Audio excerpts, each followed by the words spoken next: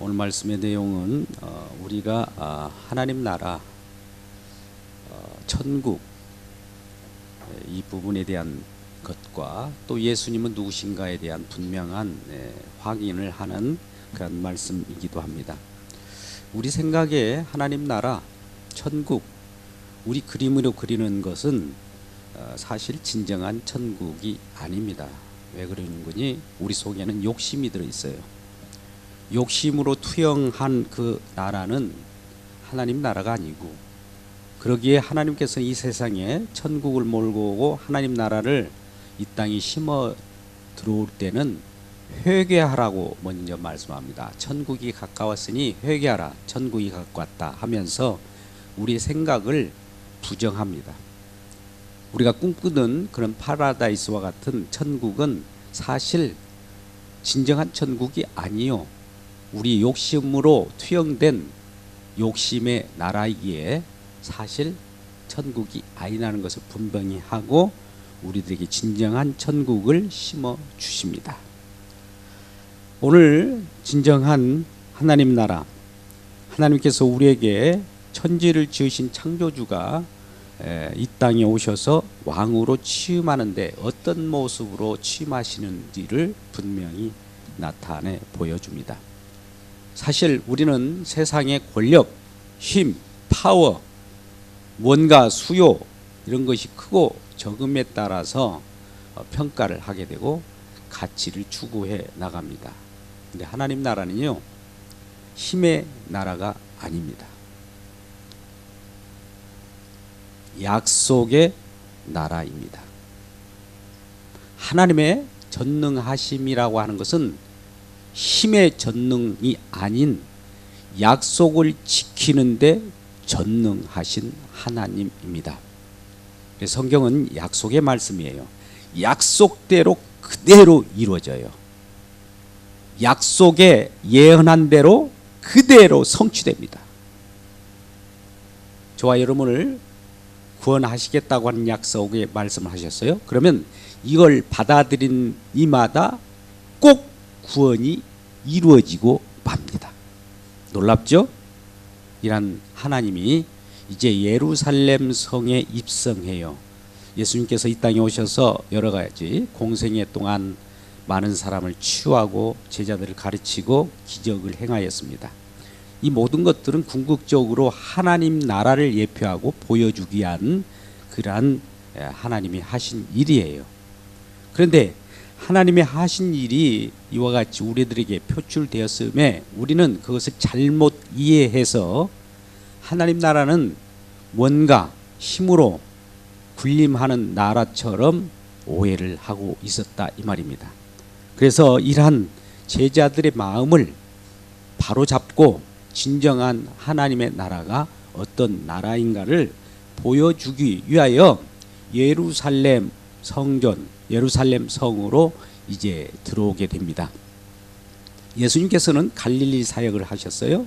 또 여러 가지 시골 또 주변의 도시 곳곳을 누비면서 사역을 하시면서 마지막에 예루살렘 성으로 들어옵니다. 들어오기 입구에 이제 감람원이라고 하는 곳에 이르러서 예루살렘을 향하여 앞서서 갑니다. 우리 주님은 모든 사람에 앞서 행하시는 분이에요. 왜요? 그분이 이 세상을 창조했을 뿐만 아니라 창조된 내용 또 말씀한 내용대로 그 일을 행하기 위하여 나가시는 분입니다.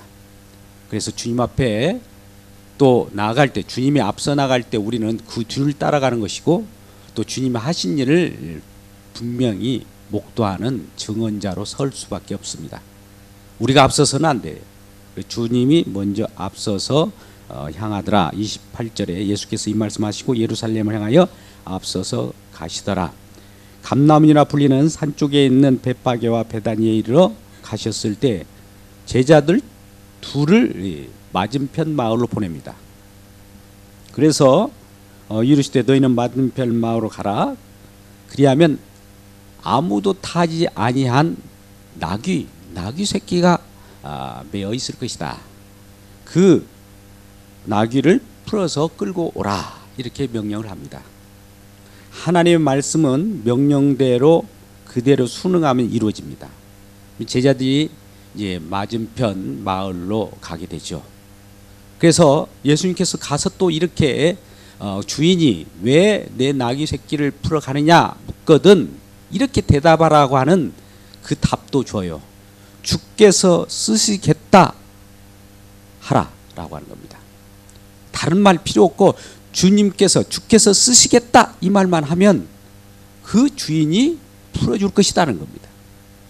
그대로 이제 제자들이 건넌 마을로 가서 주께서 쓰시겠다라고 할 때 그 주인이 그 나귀를 풀어서 가게 만듭니다. 그래서 그 나귀를 끌고 이제 이 감람산 어귀에서 예루살렘으로 가게 되는 것이죠. 예루살렘을 향하여 갈 때 그 나귀 새끼를 예수님께서 타고 갑니다.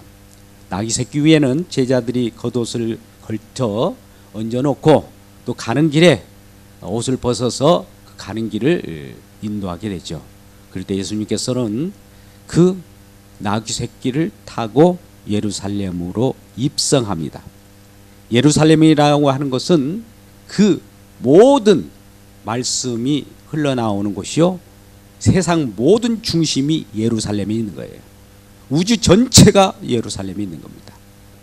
창조주가 구원주가 되셔서 이제 취임식을 하고 내가 만왕의 왕이라고 하는 것을 선포하는 그 선포식을 행하기 위하여 예루살렘으로 들어가는 겁니다. 그럴 때 겸손의 왕으로서 나귀 새끼를 타셨다는 겁니다. 여러분 그 모습을 볼 때 어떨 것 같아요? 우리는 우리 생각에 나귀 새끼를 타고 만왕의 왕이 예루살렘에 입성했다는 그 모습은 어떻게 보면 우스꽝스러운 모습일 수도 있습니다.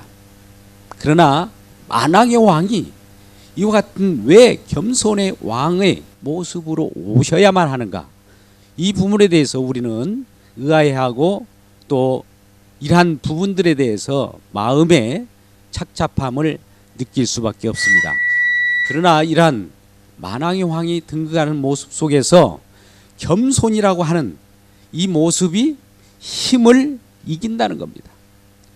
구약의 모든 예언자들의 예언의 말씀은 하나님께서는 거룩한 전쟁을 벌이신다는 겁니다.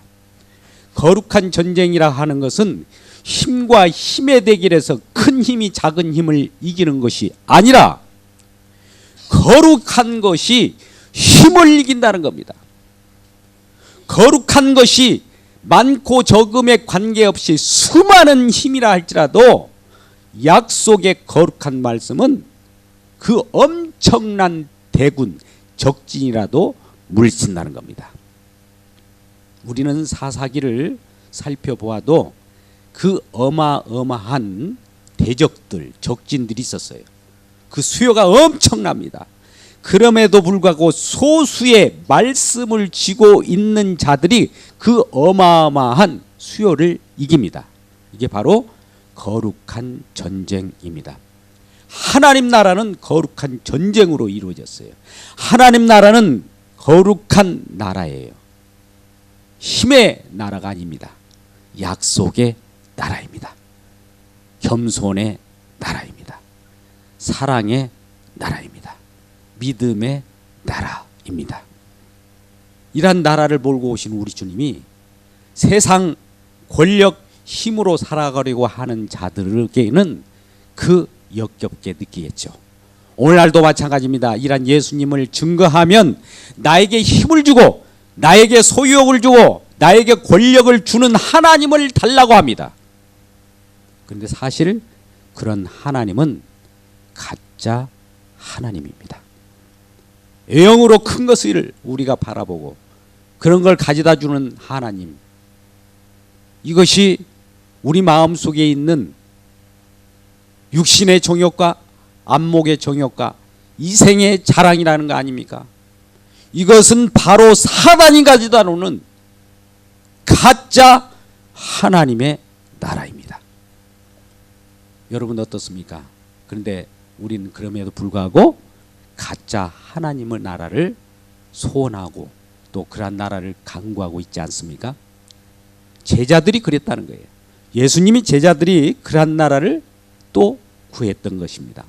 오늘 말씀이 들어오기 전의 배경은 그렇습니다. 19장에 지금 11절에 이런 말씀을 합니다. 그들이 이 말씀을 듣고 있을 때, 예수님이 제자들이죠. 이 비유를 더하여 말씀하시니 이는 자기가 예루살렘이 가까이 오셨고 그들은 하나님 나라가 당장에 나타난 줄로 생각함이르더라. 예수님의 제자들이 예수님께서 공생애를 하시면서 기적도 보여주고 귀신도 쫓아내고 이런 일을 벌이니까 이제 예수님과 함께 더불어서 이 세상 속에서 힘과 권력을 쥐면 좋겠다라고 생각하면서 제자들이 따랐던 겁니다. 그런데 예수님, 주의 나라가 언제 옵니까? 예수님 왕국이 언제 오셔요? 라고 자꾸 질문을 합니다. 근데 예수님께서는 사실 그러한 제자들의 질문을 바라보며 외면을 합니다. 그러면서 그의 나라, 그때는 나도 알지 못한다.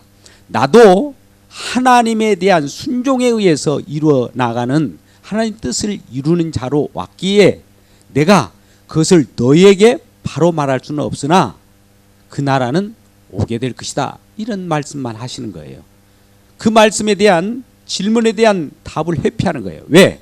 예수님의 제자들은 힘의 나라를, 권력의 나라를, 정치적으로 경제적으로 군사적으로 힘있는 메시아 왕국을 꿈꾸고 그런 나라를 빨리 주십시오 라고 요구했을 때 예수님 마음은 착잡하기 그지없고 마음이 안타까웠을 겁니다. 그런 제자들을 바라보면서 비유의 말씀을 하십니다. 그건 예수님께서 비유의 말씀을 하신다는 것은 곧 내가 어떤 왕위를 얻으려고 어느 먼 나라에 가는데 그동안에 그러한 여러 고를 섬길 수 있도록 문화를 주겠다는 겁니다. 그래서 문화의 비유의 말씀을 하십니다. 어떤 자기가 한 문화를 주었습니다. 그런데 이 문화 한 문화를 가지고 10문화를 만들어냈습니다. 또 어떤 자에게는 한 문화를 주었는데 또 그도 5문화를 만들었습니다. 그런데 어떤 한 사람은 한 문화를 줬으니 그것이 점점 흥왕하는 하나님 나라를 잘못 오해해서 심지도 않는 데서 거두는 줄 알고 그것을 보관하고 있고 또 그 주인은 엄격한 분이라 내가 함부로 이것을 할 수가 없었다고 하면서 나중에 내어놓을 때 어떤 자는 10문화를, 어떤 자는 5문화를, 어떤 자는 한 문화 그대로 가져올을 때 한 문화를 가져온 자를 꾸중합니다.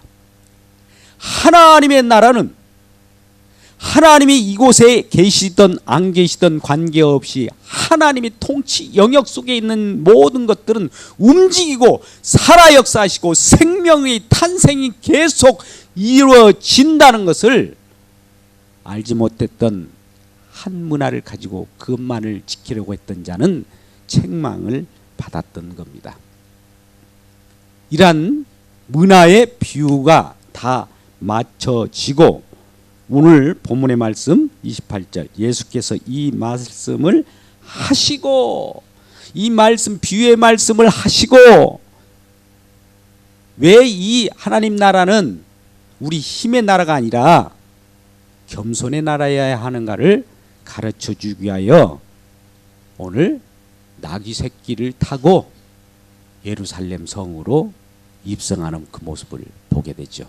여러분 어떠세요? 한번 그림으로 그려보십시오.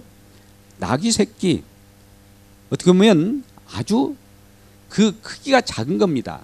송아지 새끼만도 못하는 그러한 아주 그 적은 그 짐승을 타고 그 성으로 입성하시는 왕의 모습을 보십시오.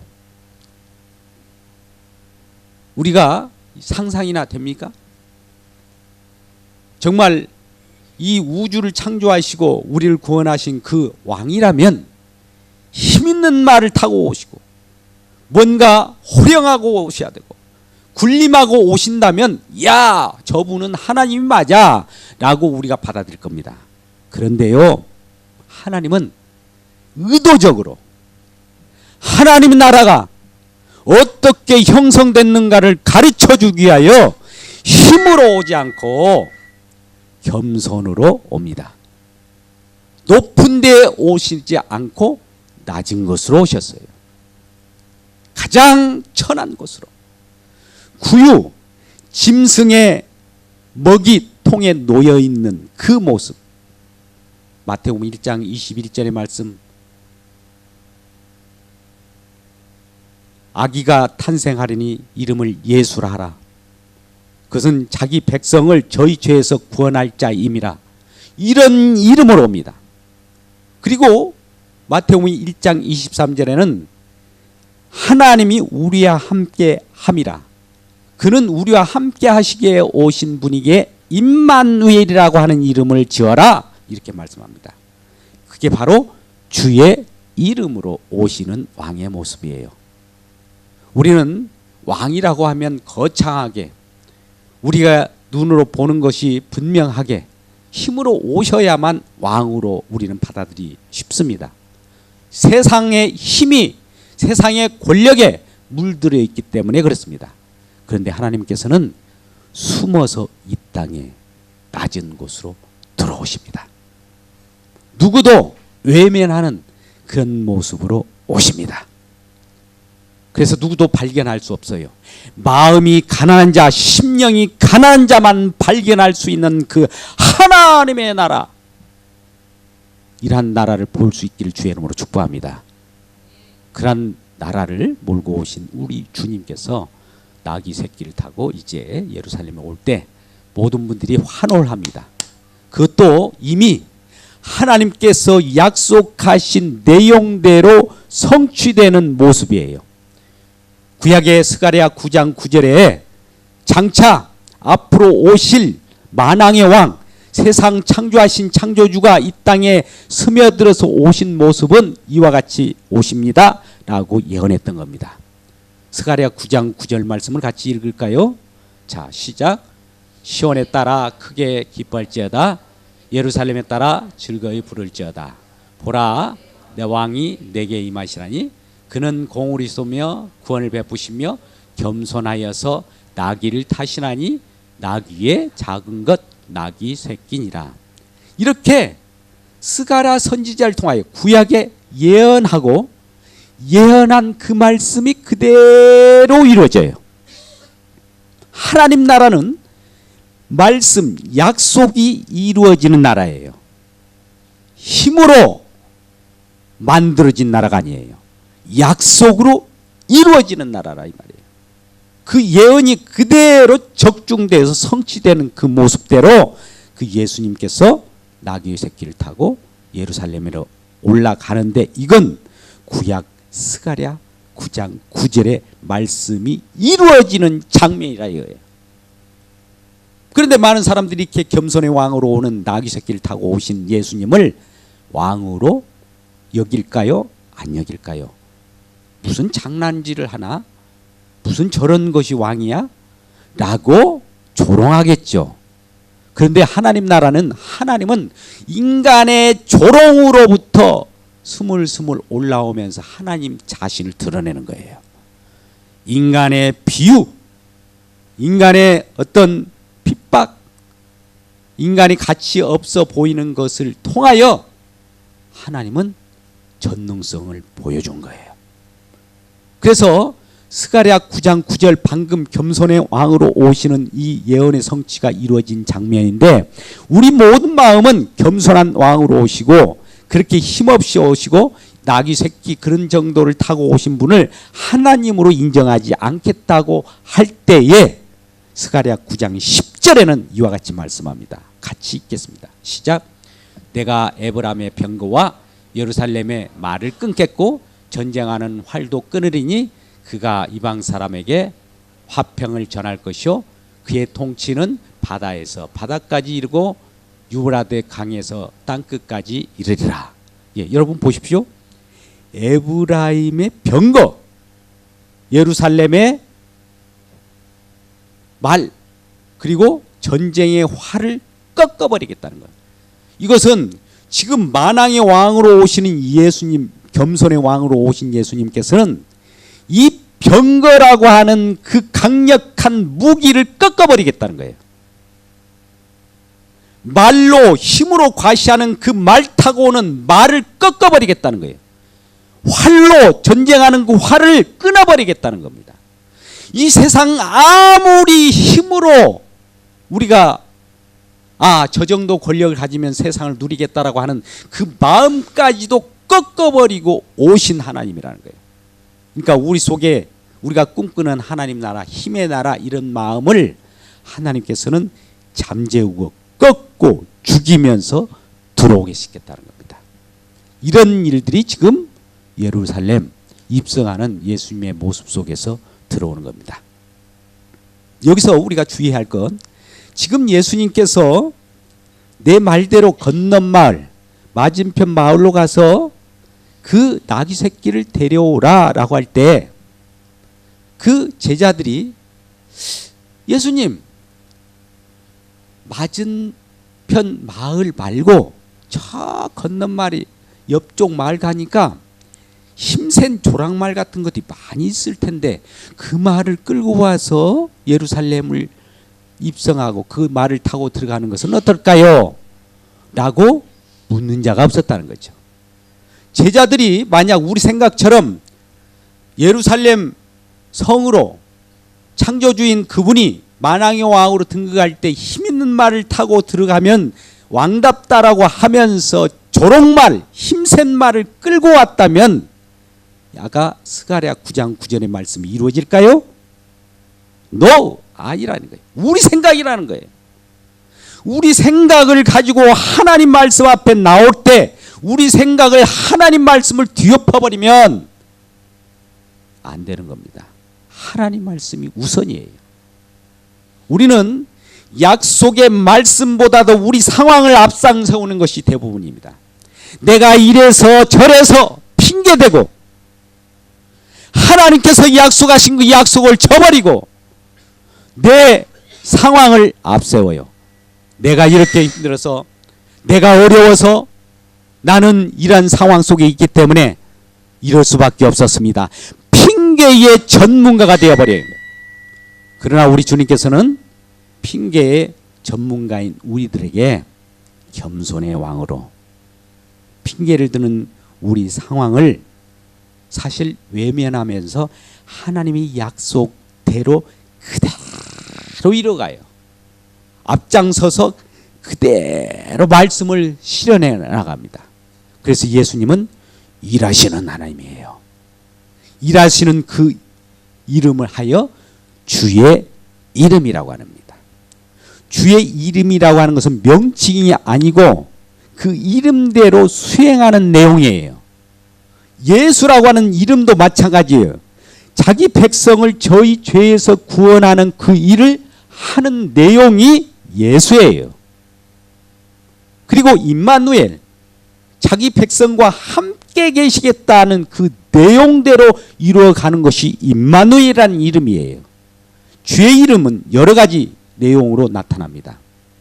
그래서 주의 이름은 우리들에게 때에 따라서는 낮은 것처럼 또 때에 따라서는 우리 약속을 지키는 이름으로 오셔서 그 내용대로 이루어내는 성취의 현장이 바로 오늘 말씀의 내용입니다. 우리 생각과는 달라요. 왜 건넌 마을로 가야 됩니까? 또 그리고 내가 가서 어떤 그 나귀 새끼 주인에게 이 나귀를 끌고 갈 때 왜 나무 나귀 새끼를 끌고 갑니까? 라고 대답할 때 예수님께서 말씀한 대로만 하라는 거예요. 주께서 쓰시겠다 이 말만 하면은 그 말씀의 힘이 그 주인을 순종하게 만들어버린 거예요. 하나님 말씀은 우주를 창조하신 말씀입니다. 말씀대로 이루어져요. 그러니까 말씀을 그대로 주께서 쓰시겠다 이 말 하니까 그 나귀 새끼 주인이 나귀 새끼를 내어주는 거예요. 놀랍죠? 하나님 말씀은 오늘 또 분명하게 1.1획도 땅에 떨어지고 이루어지기를 주의 이름으로 축복합니다. 이러한 놀라운 말씀이 이루어질 때 이러한 모든 예수님의 제자들이 온 무리가 나와서 그 예수님께서 나귀 새끼를 타고 예루살렘으로 들어가는 그 모습을 환호하면서 박수를 칩니다. 호산나라고도 하기도 하고 주의 이름으로 오시는 왕이여 찬송하리로다. 하나님께는 영광이라 이렇게 말씀하시면서 하나님의 그 극한 그 모습을 보고 찬송하는 내용이 나옵니다. 그런데 일부 무리 바리새인이라고 하는 자들이 이러한 예수님을 찬송하고 그 예루살렘 입성을 환호하는 그 무리들에게 그 모습을 바라보고 예수님께 다가와서 예수님, 당신 제사들이 저렇게 찬송하고 소리 지르는 것을 좀 책망해 주세요 라고 하는 거예요. 이 바리새인들이 생각하는 그 하나님의 나라의 왕이 누군지를 지금 모르고 있는 거예요. 예수님, 지금 나귀를 타고 예루살렘에 입성하는 그분이 우주 만물을 창조하신 창조주임을 모르고 또 구원주임을 모르고 앞으로 장차 힘 있는 권력 있는 왕이 올 텐데 예수님, 당신 제자들이 그런 왕을 생각지도 않고 당신에게 저렇게 찬송을 해버리면 어떻게 됩니까? 라고 지금 항변을 하는 겁니다. 그럴 때 예수님께서 뭐라고 말씀합니까? 저들이 소리 지르지 않고 저들이 찬양하지 않으면 돌들로도 소리 지르게 하리라. 할렐루야. 하나님은 못하시는 일이 없어요. 돌들로도 움직여서 찬양하게 만들어버려요. 창조의 역사가 있는 겁니다. 이런 하나님이 오늘 또 이 가운데 예배를 받으시기 위하여 계십니다. 이러한 주님을 모시고 기쁨으로 찬송하는 저와 여러분 되시기를 주의 이름으로 축복합니다. 근데 이러한 주의 이름으로 오시는 왕이 장차 이제 우리 겸손의 왕으로 우리 구주를 영접하지 아니하면 이러한 왕의 모습을 우리가 바라보면서 심판을 받을 수도 있어요. 근데 그 이름이 어떻게 오는 거니? 요한계시록 19장 11절 이하의 말씀을 보겠습니다. 요한계시록 19장 21절 말씀.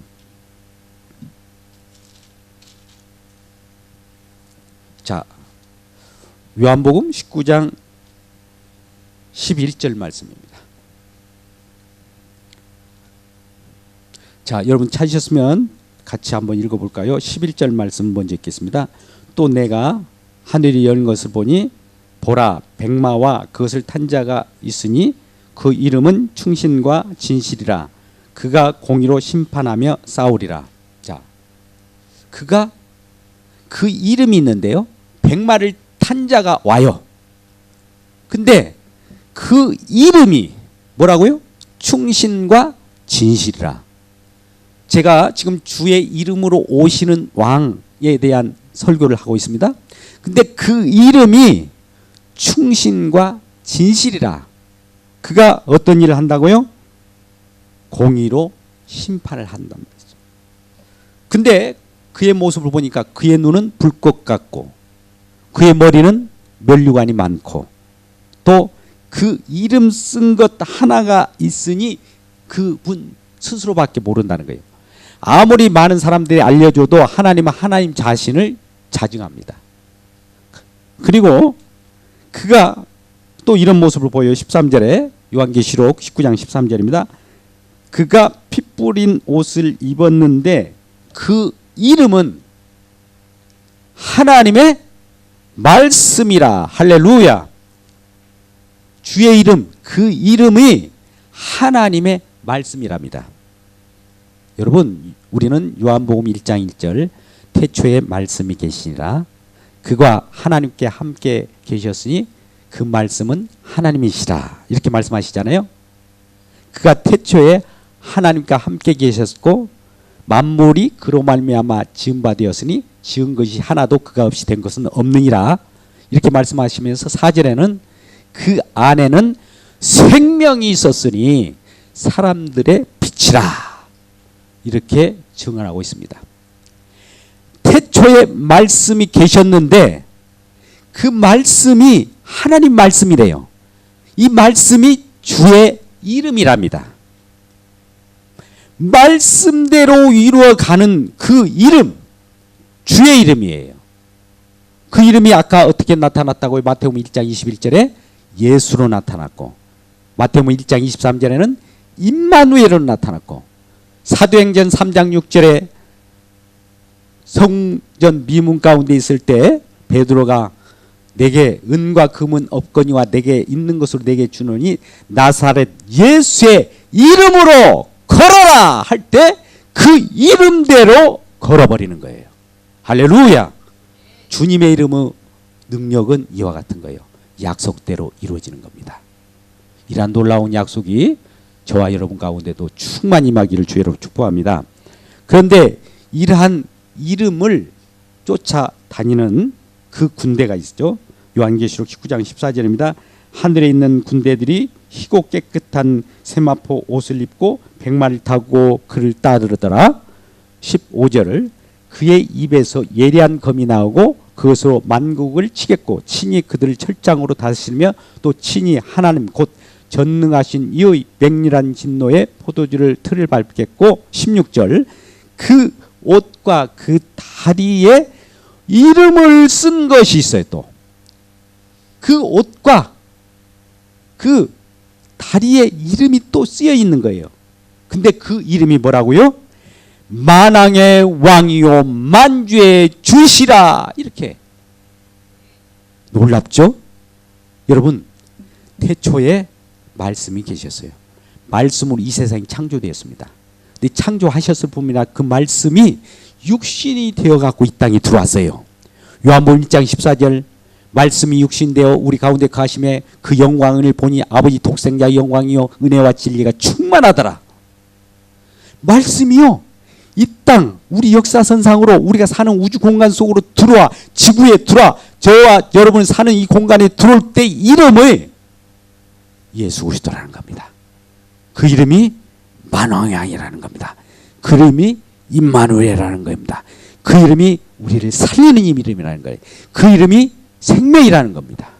이 놀라운 이름이 우리 가운데 갈 때 진정한 이 이름은 우리에게 그 세마포의 옷을 입고 핏뿌림으로 핏뿌리신 옷을 입었다.